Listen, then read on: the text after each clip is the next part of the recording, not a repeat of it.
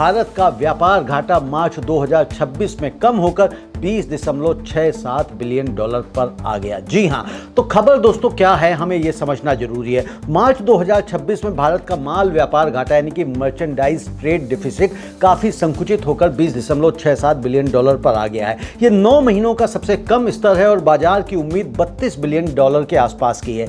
यह भी बहुत बेहतर है। निर्यात फरवरी के मुकाबले बढ़कर 38.92 बिलियन डॉलर का हो गया, जबकि आयात गिरकर 59.59 बिलियन डॉलर रह गया।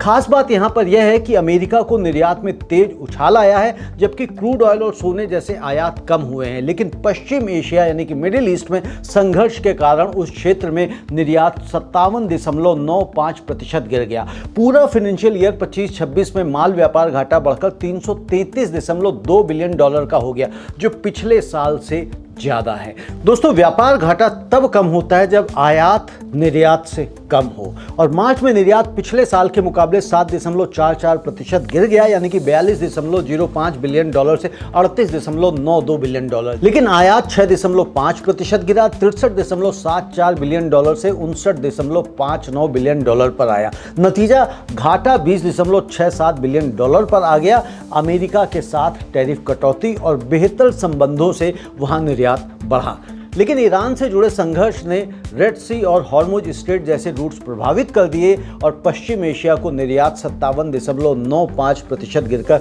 2.5 बिलियन डॉलर रह गया। आयात 51.64% गिरकर 8.7 बिलियन डॉलर। पूरा साल अगर आप देखें तो माल निर्यात सिर्फ 0.93% बढ़कर 441.78 बिलियन डॉलर हुआ, जबकि आयात ज्यादा बढ़ा। सेवाओं ने बूस्ट दिया, जिससे कुल निर्यात गुड्स प्लस सर्विसेज को अगर हम जोड़ दें तो ये 860 बिलियन डॉलर पहुंच गया। लेकिन संघर्ष मार्च से शुरू होने के बाद अप्रैल में भी लॉजिस्टिकल प्रॉब्लम्स बनी रहेंगी। कॉमर्शियल सेक्रेटरी राजेश अग्रवाल ने कहा कि एक्सपोर्ट सेक्टर जल्दी एडजस्ट कर लेता है, लेकिन अप्रैल टफ महीना होगा। गोल्ड, सिल्वर, एनर्जी आयात ने फाइनेंशियल ईयर 2025-26 में घाटा बढ़ाया है। इसका इंपैक्ट क्या होगा? तो शॉर्ट टर्म में अच्छी खबर है। घाटा कम होने से रुपया स्थिर रह सकता है, करंट अकाउंट बैलेंस पर दबाव कम होगा, लेकिन लॉन्ग टर्म में खतरा है। पश्चिम एशिया से तेल आयात प्रभावित होने से पेट्रोल, डीजल की कीमतें बढ़ सकती हैं, जो ट्रांसपोर्ट और महंगाई को बढ़ाएगी।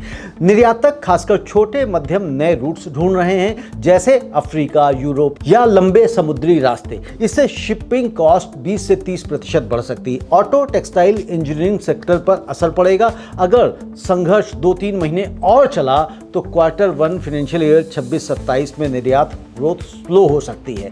किसानों और एमएसएमईज पर अप्रत्यक्ष असर आएगा, क्योंकि निर्यात कम होने से मांग घटेगी, और सरकार को अब इंश्योरेंस स्कीम्स, क्रेडिट सपोर्ट और नए ट्रेड एग्रीमेंट्स पर फोकस करना चाहिए। कुल मिलाकर ये दिखाता है कि भारत की व्यापार मजबूती बाहरी शॉक्स से अभी पूरी तरह से सुरक्षित नहीं है।